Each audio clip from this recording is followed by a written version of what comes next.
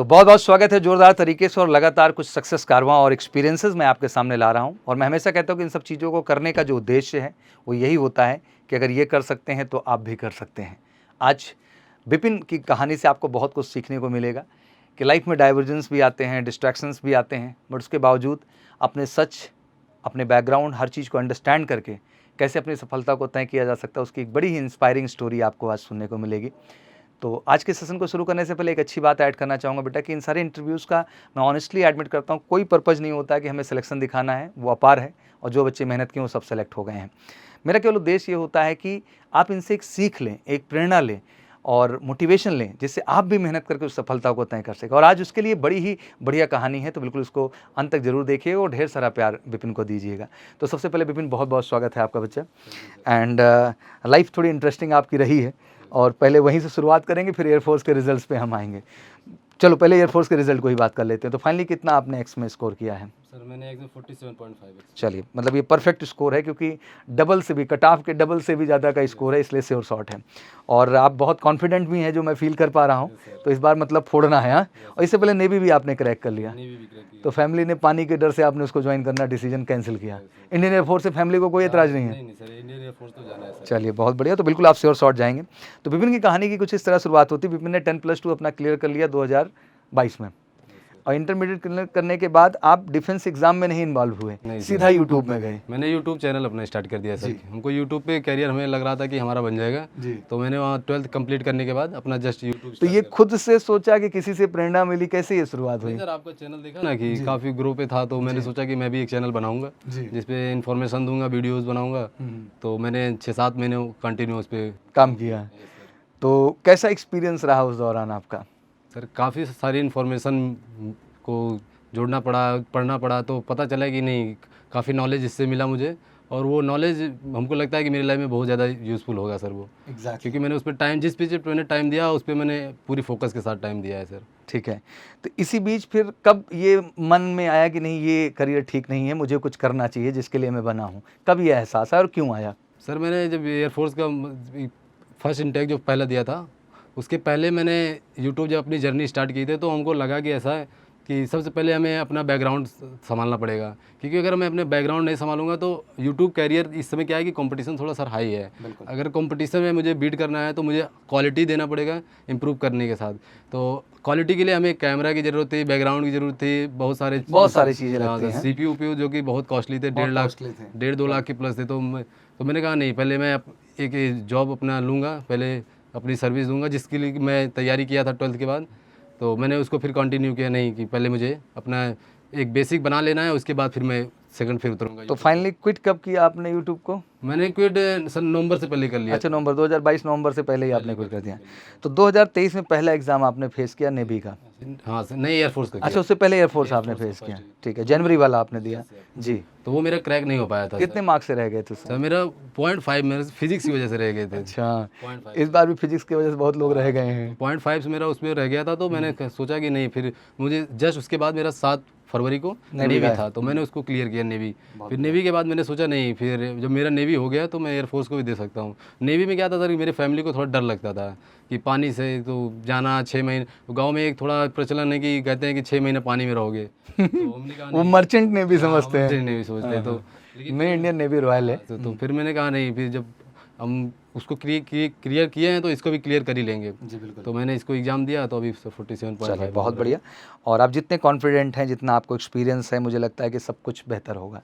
तो फिजिकल के लिए तो नेवी के लिए भी ऑलरेडी तैयारी रही? सर मैंने नेवी के लिए जो फिजिकल किया था उसके बाद मैंने उसको कंटिन्यू रखा, उसको मैं ब्रेक डाउन नहीं किया, क्योंकि मुझे मालूम था कि मुझे उसके जब उसको नहीं ज्वाइन करूँगा तो इसको मुझे ज्वाइन करना पड़ेगा।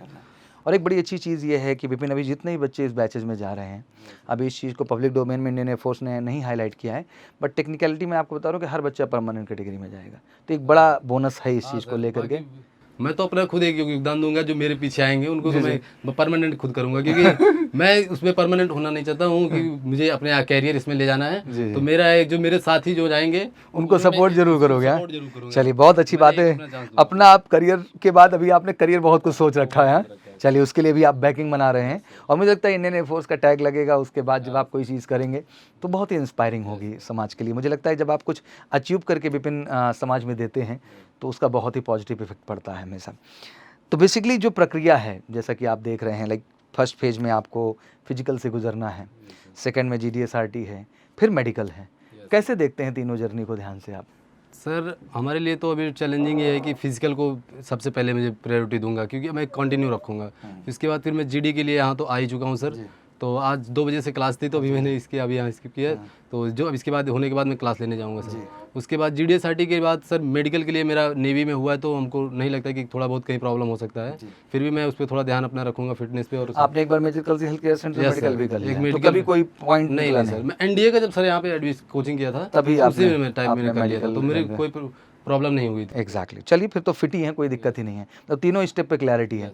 और जैसे कि आपके बैकग्राउंड और कॉन्फिडेंस लेवल को देख रहा हूँ, तो GD वगैरह में भी आप इतना डरते नहीं होंगे, कॉन्फिडेंट बोलते हो। कैमरा के सामने फेस कर दिया है ना, काफ़ी बार मैंने बोला है कि रूम को बंद करके क्योंकि वीडियो बनाते वक्त ही जो मैं यूट्यूब की जर्नी किया, तो वहाँ से ही कॉन्फिडेंट आ गया कि नहीं अपना तो हो। मैं हमेशा इसीलिए कहता हूँ, जिंदगी में कुछ करिए तो उसका फ़ायदा जरूर मिलता है। Always have everything have a positive direction. बिल्कुल आप, और उसके लिए डोंट वरी रहिए, we have a best result in the phase 2। मैं ऐसा 100% वर्ड तो ठीक नहीं होता है, कुछ बच्चे ऐसे हैं जो किसी कारण से आउट हुए हैं, बट 100 में 90 कैंडिडेट्स अपने यहाँ फिक्स हैं, कोई होना है। और हर स्टेप पे हमने बच्चों को सफल कराया, चाहे फिजिकल हो। बच्चे एवरीडे ग्राउंड पे रिपोर्ट करते हैं, अभी भी शुरू हो गया है सेशन तेजी के साथ, और हमने पहले ही शुरू कर दिया। 27 मई को जब एग्ज़ाम डन हुआ बच्चों का, तो उसके आपका कब था एग्ज़ाम? सर ये मेरा 22 तारीख को। अच्छा 22 तारीख था। लास्ट डेट कब थी एग्ज़ाम की? सर लास्ट डेट इसकी अप्रोक्स 27 तारीख की। 27 के आसपास ही लास्ट डेट गए थे कुछ कैंडिडेट, 26-27 हाँ। तो बेसिकली उसी समय बच्चों को मैंने अनाउंस कर दिया था कि बेटा फटाफट बैग पैक करो और आ जाओ, क्योंकि जितना ज़्यादा समय हमें विपिन मिलेगा उतना ज़्यादा हम काम कर पाएंगे। Look, once you participate in the GD, तो GD में केवल अंग्रेजी नहीं बोलना होता है, it's a test of your personality, कि आप ग्रुप बिहेवियर क्या है, लीडरशिप है कि नहीं है, ability to influence a group है कि नहीं है, आई कांटेक्ट प्रॉपर है कि नहीं है, बॉडी, बहुत सारे प्रॉस्पेक्ट हैं जो हमें देखने होते हैं। और जब तक आप रियल में आके नहीं पार्टिसिपेट करते, वो एक्सपीरियंस आपको नहीं मिलता है। तो अब फिजिकल के लिए तो ज़बरदस्त तैयारी शुरू ही हो गई है, और GDSRT की भी ज़बरदस्त प्रैक्टिस हम रखते हैं, और वी आर वेरी कॉन्फिडेंट कि जितने भी हमारे बच्चे हैं वो बिल्कुल श्योर शॉर्ट कर ले जाते हैं। बट इससे पहले थोड़ा रिटर्न को लेकर अनुभव लेना चाहूँगा, जैसे कि 2-2 एक्सपीरियंस आपके रहे, क्या ऐसा काम किया, क्या ऐसी बैकिंग आपको मदद की जिससे आप इतना अच्छा स्कोर लेके आए इंडियन एयरफोर्स में? क्योंकि देखिए अराउंड 50 के आसपास स्कोर जाना कोई मजाक नहीं है, ऑब्वियसली उसके लिए बड़ी ईमानदारी से मेहनत करनी पड़ती है। कहीं ना कहीं 25 में से आपने 15, 17, 18 स्कोर किया है, तब जाके स्कोर क्या हुआ है, बच्चा पहुंचा है। तो क्या रणनीति रही है रिटर्न के पीछे? सर रिटर्न में फर्स्ट ऑफ ऑल मैंने मैथ के सर सभी चैप्टर के मैंने एक चैप्टर डायरी लिया हुआ था, उसमें मैंने 25 चैप्टर थे, सभी चैप्टर को जैसे यहाँ पढ़ाया जाता था उसके बाद उसी टाइम पे मैंने नोट्स बना रखे थे, और उस नोट को मैंने बना रखे थे कि मेरे बाद भी किसी को अगर मैं दूँ तो वो पूरा दे के पढ़ ले कि हाँ ये मेरी खुद की बनाई हुई फार्मूला शीट है। तो मैंने अपने hands written formula sheet physics के मैथ के दोनों बना रखे थे। उसके बाद मैंने इंग्लिश की जो पूरी नोट्स थी उसको बना रखे थे। तो लास्ट टाइम में मैं किसी एग्जाम को अभी नेवी का जब मैंने देने गया था उस टाइम पे मैंने पहले अपना फार्मूला शीट निकाला, मैथ का, फिजिक्स का, उसके बाद इंग्लिश का, तीनों को निकाल के रिवाइज़ किया। तो नेवी को देने गया, उसके बाद यही फिर वही ट्रिक मैंने इसमें भी फॉलो किया, इन्हीं को मैंने देखा। उसके बाद फिर न्यूमेरिकल्स मैंने मॉक टेस्ट पर डे दिया मैंने सर, मैंने टेक्स्ट बुक का लिया हुआ था मॉक टेस्ट, जिसका मैंने पूरा दिया था, एक भी नहीं छोड़ा था। और जो यहाँ पे ऐप पे 2 थे उसको मैंने पूरा प्रॉपर तरीके से किया। अच्छा, नेक्स्ट क्वेश्चन ये है कि जैसे कि आपने कहा कि नोट्स बहुत मैटर करता है, वो अगर आपके पास अच्छा है तो आपका एक कमांड बना रहता है। सर नोट्स से इंपॉर्टेंस ये होता है ना कि सर आप लाइव में जैसे किसी चीज़ को आप आज पढ़ लिए, इसका जरूरी नहीं कि आपको कल ही उसका यूज़ हो जाए, कभी भी हो आप उसका जब आप कभी भी यूज़ करने गए तो आप फिर पूरी किताब को खोलेंगे। अच्छा विपिन, आपके अंदर एक जो इंटरेस्टिंग नेचर मुझे लग रहा है कि आप में लोगों को देने का एटीट्यूड बहुत है, ये बहुत अच्छी चीज़ है। बीइंग अ फौजी मुझे लगता है सबसे बड़ी चीज़ होती है बच्चा, जब आप अपने साथ साथ दूसरों की भी सेवा रखने का अपने अंदर क्या रखें बच्चा, भाव रखें।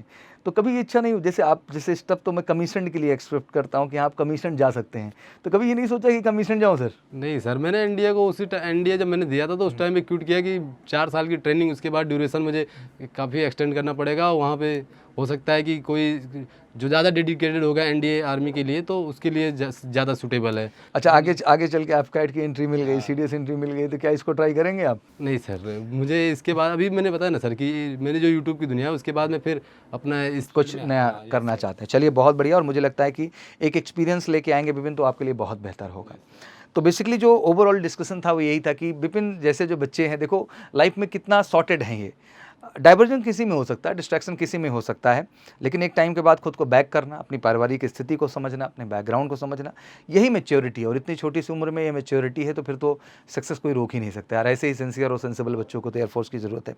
और साथ ही साथ उतना ही क्लियर एटीट्यूड है कि नहीं सर अभी इसको रोकता हूँ, इस चीज़ को करके दिखाता हूँ। देखो जज बाउंस बैक करना और फिर अपने लक्ष्य को तय करना, ये विपिन अपने आप में बहुत बड़ी चीज़ है।